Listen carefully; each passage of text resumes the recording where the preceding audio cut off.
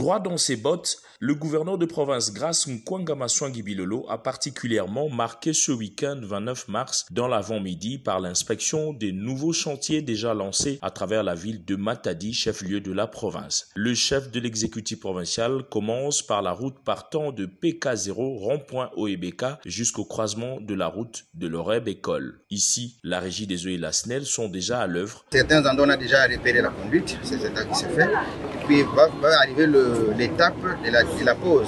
Pendant ces travaux là-bas, on pourrait connaître des perturbations. Il y a certains travaux déjà exécutés, tels que quelques poteaux délocalisés et puis canalisation basse tension aussi. Ce qui nous reste, ce sont des poteaux de distribution moyenne tension avec les câbles associés. Plus d'1 kilomètre à réhabiliter, cet axe routier est très capital pour résoudre l'épineux problème d'embouteillage. La joie était à son comble dans le chef de la population bénéficiaire.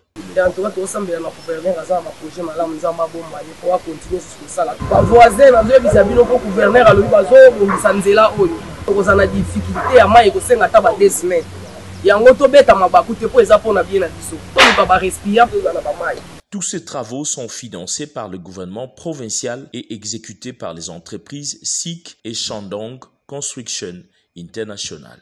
La longue inspection de travaux des différents chantiers du 29 mars du patron de la province s'est poursuivie sur la route Ango-Ango-Sep qui mènera au port MGT. Chemin faisant, Grace Bilolo, en compagnie de Jacques Condé, a constaté le stationnement illicite de gros engins qui détruisent la chaussée. Le périple du gouverneur va s'achever en Kalankala 4 maisons où plus d'une personne ont été agréablement surprises de constater la bonne évolution des travaux de la nouvelle assemblée provinciale.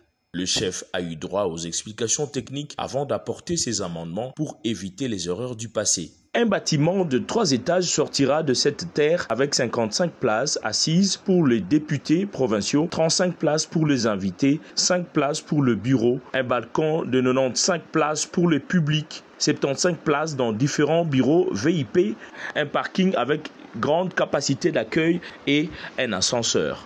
La durée des travaux est estimée à 15 mois.